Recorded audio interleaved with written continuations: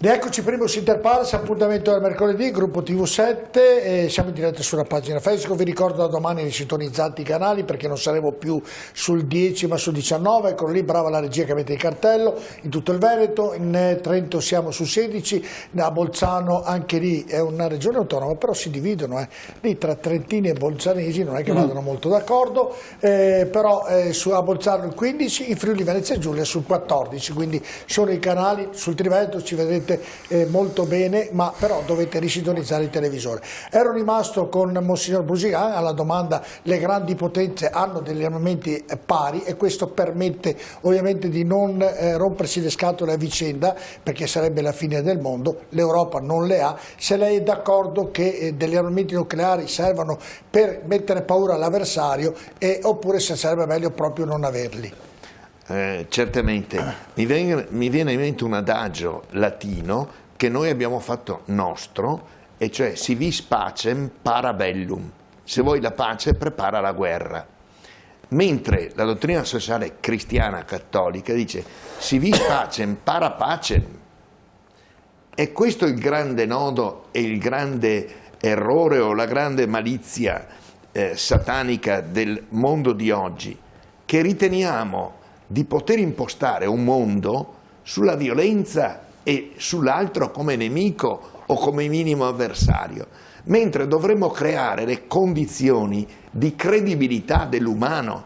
Se Papa Francesco ha scritto l'enciclica Fratelli Tutti, non ha fatto un discorso perbenista o pietoso e pietistico, ma ha fatto un discorso di grinta storico-politica. È che noi siamo abituati a disattendere la dimensione spirituale e ridurla dentro i tabernacoli o dentro le chiese, mentre è una visione storica in cui o recuperiamo l'uomo, l'umano, oppure veramente le bombe ci faranno fuori. Perché paradossalmente è vero che la deterrenza può avere un suo senso e l'ha avuto, ma se un giorno un folle preme un bottone non conta che la deterrenza avesse un senso, perché l'insensatezza di un folle fa saltare la follia collettiva. Quindi bisogna veramente che ci assumiamo responsabilità politiche, educazione altra rispetto alla storia, all'impegno e alla valutazione del diverso. Come si fa a pensare che un popolo non abbia dei diritti e una libertà? Ma come si fa a dire da un punto di vista sociopolitico che dobbiamo aver paura a tal punto da identificare la NATO con l'UE e l'Europa con la NATO? Quindi è questa la grande distinzione, il grande equivoco dell'Occidente europeo. Certo. Dobbiamo decidere di scegliere la UE e allora ecco che viene fuori, non si tratta tanto e solo di creare un'entità altra adeguata, perché pensiamo che stanno emergendo India, Cina, Brasile, e quindi non è più sui birilli di un potere delle armi, ma su una razionalità. Però costruiamo pure un'Europa intelligente e promozionale, di civiltà. Certo, però le faccio un esempio pratico, Monsignor Busigan. Nella guerra basta, come diceva lei, premere un bottone e butti giù la bomba, no? E il dialogo, il cercare di risolvere il problema sotto l'aspetto del dialogo ha bisogno di molto tempo, di molta pazienza. Allora, in virtù di questo, perché non si è fatto prima questo dialogo che iniziasse la guerra? Perché tutti sapevamo che questa guerra prima o dopo capitava, come diceva Olga, dal 2014 mi sembra che si vocifera che questa guerra... In Italia. E perché, domanda, non si è fatta perché, Monsignor Busigan, non avevamo quelle bombe da far capire a Putin è meglio che tu eviti di cominciare a fare queste cose, o l'Ucraina non le aveva, perché se l'Ucraina aveva le bombe nucleari molto probabilmente Putin non sarebbe andato ad attaccarla. Non so se mi sono espresso nel concetto. Ma in Italia abbiamo votato come Presidente della Repubblica e Capo dei Ministri 2 persone che avrebbero dovuto scadere. Perché? Perché avevamo bisogno di tirare fuori il coniglio dal cilindro, perché i politici normali non sono adeguati. Perché siamo scarsi. Esatto. Quindi quello che... allora io dico, il problema veramente è quello di formare persone, non è sul piano dell'istituzionale, ma del reale antropologico. No, ma è giusto, ma nel concetto che stiamo discutendo, e poi coinvolgo tutti, se questa guerra era già preventivata da molti anni e le persone sono persone che ragionano, ma volevo concludere. Il dialogo, uno cerca in 6 anni, 7, 8, il dialogo cerca di concludere in maniera che metta d'accordo tutti. Il problema grande è quello che cui accennava la signora Olga, dicendo che non c'è stata, e mi pare anche il signor Pontelli, se non sbaglio, è quello che non abbiamo avuto visione interpretativa adeguata di una realtà in movimento. Cioè, quando il Papa ha detto ancora anni fa che non siamo più in epoca di cambiamenti, in cambiamento d'epoca, dovevamo capire che gli strumenti per leggere la storia devono essere assolutamente più intelligenti, più complessi, più sinergici, mentre ci siamo ridotti a toppe su un vestito vecchio. E Gesù Cristo dice che quando tu metti una toppa nuova su un vestito vecchio salta tutto, ed è avvenuto. Facciamo così, Olga, vengo da lei perché le faccio vedere purtroppo una cartina animata dove vediamo l'invasione dei russi, dove è arrivata e sta arrivando in tempo reale più o meno, quindi la vedrà tra poco, la vedrà in movimento, e quindi dove praticamente stanno entrando, vede un po' la volta Ecco, gli ucraini hanno... cosa pensano in questo momento, lei che ne ha contatto e che ovviamente percepisce il pensiero di tutti? Lotteremo fino alla morte, fino alla fine, oppure prima o dopo cederanno per via della forza che ha ovviamente Putin? Stiamo vedendo che man mano cambiano i colori, si allargano i colori, e dove la Russia sta invadendo ha conquistato i territori. Questa cartina da 14 giorni che ce l'ho davanti agli occhi, mi creda, anche se sono lontana, ma il mio cuore e la mia testa è sempre là. Ed è molto dura essere lontani e pensare la tua terra e la tua gente sotto le bombe. Primi giorni ucraini alzavano le mani al cielo e chiedevano dov'è Europa, dov'è America, dov'è la NATO, dov'è OON. E adesso ucraini stanno combattendo, Putin sta combattendo con l'armata russa, invece Ucraina sta combattendo col popolo, sta combattendo. E sono tanto uniti, io non ho mai visto il mio popolo così unito, perché anche noi abbiamo i nostri problemi, abbiamo est, abbiamo ovest, come ogni paese, come c'è da qua sud e nord, insomma. Ma ci siamo uniti in una maniera straordinaria, dal piccolo agli anziani di 85 anni che stanno facendo ravioli, fanno pasta fatta in casa e fanno ravioli per i soldati in guerra. Dai bambini e dai adolescenti ho visto ragazzi e adolescenti a saldare quelle difese in ferro che da noi che hanno chiamato ricci. Lasciamola pure, scusa Marco, Claudio, lasciamo pure la cartina magari in metà monitor, se mettiamo la figurina, perché ci rendiamo conto dell'invasione che i russi stanno facendo all'Ucraina con le spiegazioni della signora Olga, così riusciamo a capire. Vengo subito, Bertin, se vuole terminare il concetto Olga, mi scusi se l'ho interrotta. Sì, e quello che dice, quello che percepisco adesso io dall'Ucraina, anche il presidente Zelensky ha detto che non chiede più aiuto a NATO, diciamo così esplicitamente come lo faceva, perché ha capito che NATO non chiude cielo, che NATO non entra. Ecco, mi scusi Olga, abbiamo messo la cartina per chi guardasse certo. La parte rossa è praticamente i russi. Ma non è così, praticamente la città che è presa veramente, che adesso è sotto i russi, è per dare un senso, capire il telespettatore, certo. Ma altre città non hanno preso né Kiev né Kharkiv, anche se l'hanno bombardato e l'hanno distrutto la città. Insomma, l'Ucraina regge con dolore, con tanto sangue, con tante vittime innocenti, con i bambini. Guardi, quando si è cominciato a parlare, io ho 3 figlie, quando si è cominciaato a parlare a casa mia di guerra, la mia bambina che ha 9 anni è tornata... Lei ha parenti in Ucraina? Ho mio papà là. L'ha sentito in questi giorni? Sì, adesso l'ho convinto a partire, perché non è facile per una persona anziana partire e lasciare la propria casa. E quanti anni ha il papà? 78. E lui dice: io ho una certa età, io voglio stare a casa mia. E quello che volevo dire dei bambini, mia figlia di 9 anni ha detto, tornata da scuola, ha detto ho fatto disegni, e dico avrà scritto no alla guerra, avrà scritto pace. Cosa ha scritto? gli adulti a volte sono egoisti. Cioè, lei ha percepito questo, una bambina di 9 anni, non guerra, ma che noi adulti siamo egoisti. È quello che diceva... È quello che ha detto Monsignor Brusagai, noi decidiamo noi per i bambini, innocenti, aprono gli occhi, sono innocenti, vogliono giocare, vogliono andare a scuola, e si trovano... Lei vi rendete conto quanto saranno segnati per tutta la vita da questo incubo? Certo. A vedere un proprio genitore morire, a vedere trovarsi, c'era un bambino di 11 anni che da Ucraina è arrivato in Slovenia con un numero, o Slovacchia, di un numero scritto sulla mano. Cioè sono dei destini distrutti, vite distrutte, e questo che fa male tanto, a prescindere dalla politica, a prescindere poi sempre i ricchi che decidono la guerra, ricchi o potenti, e i poveri e piccoli e innocenti che vanno a morire. Cioè noi stiamo parlando di bombe nel XXI secolo, chi ha più bombe, e se Ucraina avesse le bombe, e se Russia ha le bombe, allora cosa si diceva prima che l'uomo è in crisi?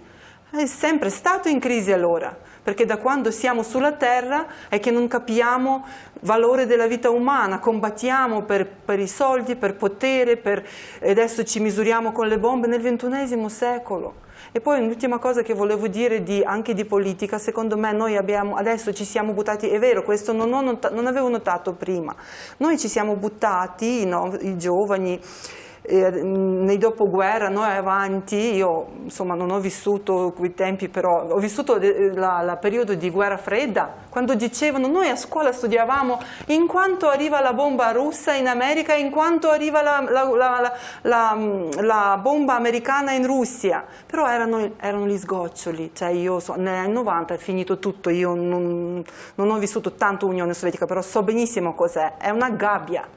Non vogliamo tornare in gabbia. E quello che dicevo di politica, noi veramente abbiamo intrapreso una strada, secondo me, di benessere, di soldi, di viaggi, giovani che vogliono viaggiare, che vogliono avere una macchina, un lavoro fisso, e ci siamo un po' persi in tutto questo, anche nella politica, cioè come se fosse... Noi abbiamo cresciuto Putin.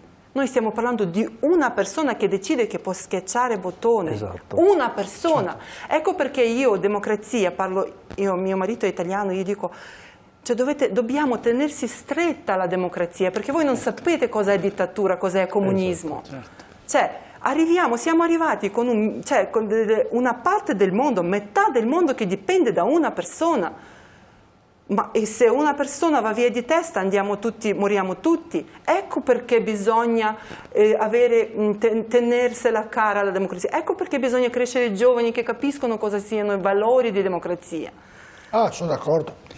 Quando poi arriva però il benessere lo prendiamo un po' tutti quanti. C'era per tipo se voleva...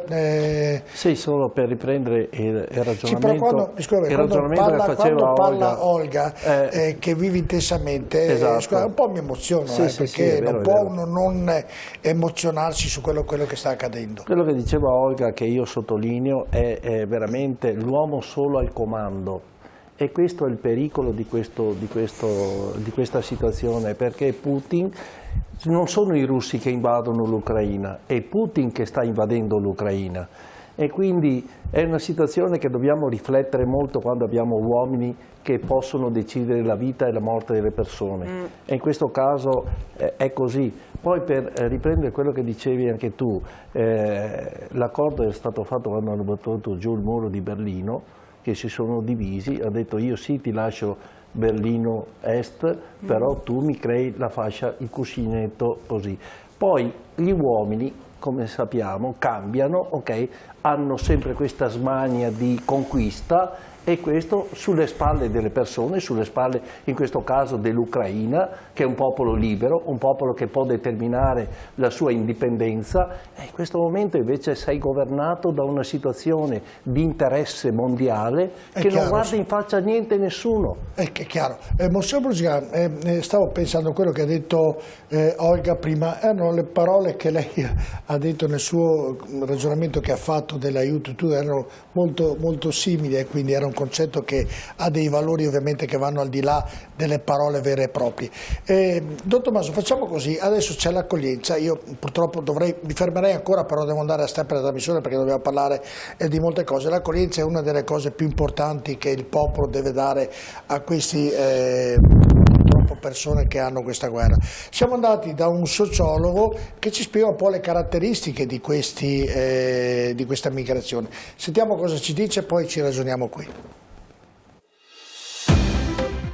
Professore Allievi, siamo di fronte a un fenomeno migratorio molto particolare, l'inizio di una nuova emergenza umanitaria che però ha dei connotati molto diversi magari dalle emergenze che abbiamo conosciuto negli ultimi anni, negli ultimi decenni. Come mai? Per noi è nuovo più che altro nella forma e anche forse nella diversità della nostra reazione. Nella forma perché appunto arrivano persone in poco tempo, sono europei, quindi non si manifestano forme di rifiuto che purtroppo, devo dire, si manifestano a prescindere nei confronti di popolazioni altre, e perché c'è quello che potremmo chiamare un pregiudizio positivo nei loro confronti. Sono vittime di un'aggressione, di una guerra, e quindi abbiamo deciso di accoglierli. Lo sta facendo tutta Europa. Molti torneranno indietro appena sarà possibile, ma senza troppe illusioni moltissimi resteranno. Noi in realtà abbiamo un enorme bisogno di manodopera, quindi svolgeranno quelli che rimarranno un ruolo assolutamente positivo. Quelli che erano fermi ai confini della Polonia, venivano dalla Bielorussia appena prima di questa vicenda, erano meno di 10.000 persone, che è più o meno la domanda di lavoro che c'è nella sola provincia di Padova. Figuriamoci in Veneto, figuriamoci in Italia. La particolarità è che quasi il 95% di queste persone sa già dove andrà e molti, per esempio in Italia, hanno parenti, persone che li accoglieranno. Questo cambia qualcosa dal punto di vista del modo in cui il nostro paese li accoglierà? In realtà sì, dico due cose, una positiva e una cinica. Quella positiva che favorisce i processi di integrazione perché ci sono dei legami familiari, di amicizia, semplicemente conterranei, compaesani che cercano di attivare reti di solidarietà, e questo aiuta tantissimo la rapidità dei processi di integrazione, come è avvenuto anche per i corridoi umanitari, dove non erano parenti o amici ma si attivavano per esempio le parrocchie, le comunità religiose, e questo ha sempre accelerato il processo di conoscenza della lingua, di trovare casa, lavoro, eccetera. L'aspetto cinico, se si vuole, è che costerà meno per il nostro paese. Ecco, Don Tommaso, l'accoglienza è una cosa che ovviamente la solidarietà in questo caso credo sia il minimo che l'Europa debba fare, e c'è l'aspetto di accoglienza, come abbiamo sentito il sociologo, ma c'è anche appunto sotto un aspetto cinico, dice beh, siccome manca manodopera, arrivano, si fermeranno, ci daranno anche un contributo. Ecco, voi avete fatto un ragionamento nell'accoglienza, per l'accoglienza, qui a Padova poi sono già arrivati anche dei bambini, siamo a Rubano, quindi sotto questo aspetto. Ma intanto mi colpisce la solidarietà che si è creata in questo frangente, ma non parlo solo dell'Italia. Avremo adesso, mentre voi parlate, avremo anche delle immagini delle raccolte che la regia metterà del materiale per l'Ucraina, sì, qui a Padova. Ma non mi colpisce solo per l'Italia, io penso alla Polonia e all'Ungheria, sono due paesi che di fronte alla rotta balcanica, cioè di fronte alle popolazioni che provengono dall'est del mondo, dall'Oriente, sono state molto dure, anche penso rispetto all'Europa intera, nella prospettiva di accogliere. E oggi, di fronte allo scandalo della guerra, alla condizione terribile dei bambini e delle famiglie, nella sola Polonia in questo momento penso ci siano 1 milione di ucraini che hanno varcato la frontiera, molti passano anche dalla Romania, meno dall'Ungheria, ma c'è uno spirito di solidarietà diffuso. Arrivano anche in Italia, certo, ieri ho incontrato amici della comunità ucraina e mi colpisce anche però lo shock delle famiglie che sono arrivate e l'idea di tornare nel loro paese. E alcuni dicono sì, noi siamo qui per qualche giorno, poi ritorneremo. Sì, però Don Tommaso, se poi ritornano e vedono le loro palazzi, le loro case distrutte dalle bombe, santo Dio... Ma certo, Noi però siamo colpisce pronti di lo spirito di ricostruire. questo No, sì, popolo. ma per ricostruire ci vuole del tempo, perché se un palazzo, due, Olga bene, ma qui mi sembra abbiamo visto delle città davvero distrutte, non poco. Olga diceva una cosa prima che mi ha colpito: non ci siamo mai sentiti così uniti come popolo e così affezionati alla terra dell'Ucraina. Io non sono uno storico, però in questi anni dopo l'indipendenza sappiamo come si sono alternati governi filo-occidentali, governi filorussi. Vuol dire che c'è una certa varietà di opinioni all'interno, come è giusto che sia, del popolo ucraino. Putin in qualche modo ha fatto l'unità del popolo ucraino. Sì, ma il prezzo è molto alto. Sì, mi colpisce una cosa rispetto alle chiese, la dico brevemente. Le chiese hanno una responsabilità in quello che sta avvenendo. Penso alla Chiesa ortodossa. La Chiesa ortodossa si è divisa in Ucraina. C'è una Chiesa autocefala ucraina, c'è la Chiesa ucraina dipendente dal Patriarcato di Mosca. In minoranza. In minoranza. Il metropolita in Ucraina, dipendente da Mosca, si rivolge al patriarca russo e dice: ci state facendo la guerra, è una guerra fratricida, e emerge il senso di appartenenza ad un popolo. Noi l'abbiamo apprezzato il popolo ucraino in questi anni perché, come diceva il professor Allievi, è una migrazione di anni quella ucraina, e è una integrazione riuscita.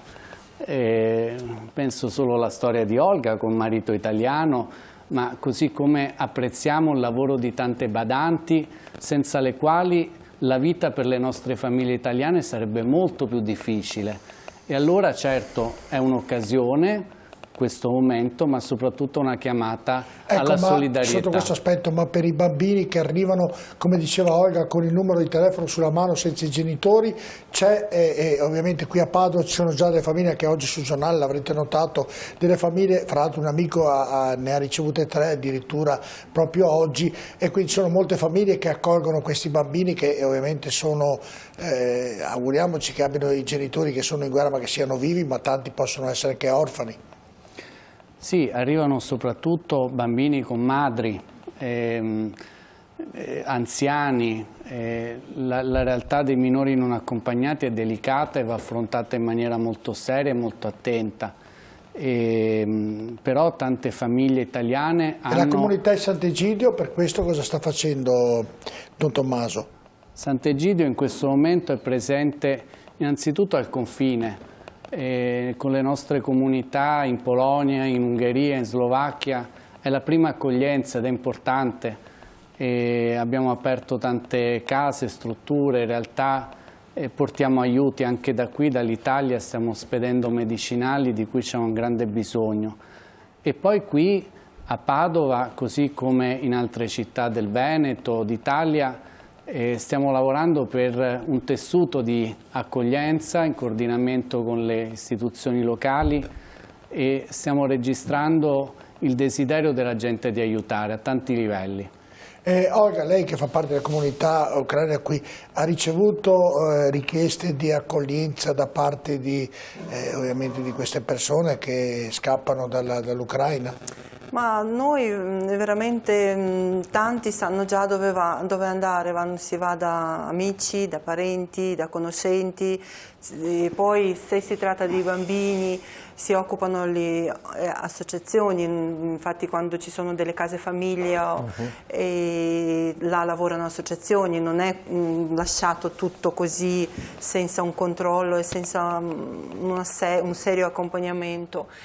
E noi siamo tanto organizzati anche qua, abbiamo diversi punti a Padova di raccolta di aiuti. In nostra chiesa greco-cattolica di Padova raccogliamo soprattutto medicinali e materiale sanitario, che abbiamo avuto delle richieste precise e mandiamo materiale, quello che serve negli ospedali che ce lo chiedono. Lei per esempio riesce a comunicare con il papà, con i parenti, con gli amici che ha in Ucraina, Ucraina oggi? Sì. Perché in Russia Putin ha tolto anche internet, ha detto ai giornalisti: se siete qui e comunicate male 18 anni di galera, quindi ci ha mandato via tutti. Ecco, invece in Ucraina voi riuscite a comunicare? Noi sì, riusciamo a comunicare, addirittura le compagnie telefoniche italiane, ma come in tutta Europa, perché ho amici anche in altri stati, anche in America, ho conosciuto tante persone ucraine dei diversi punti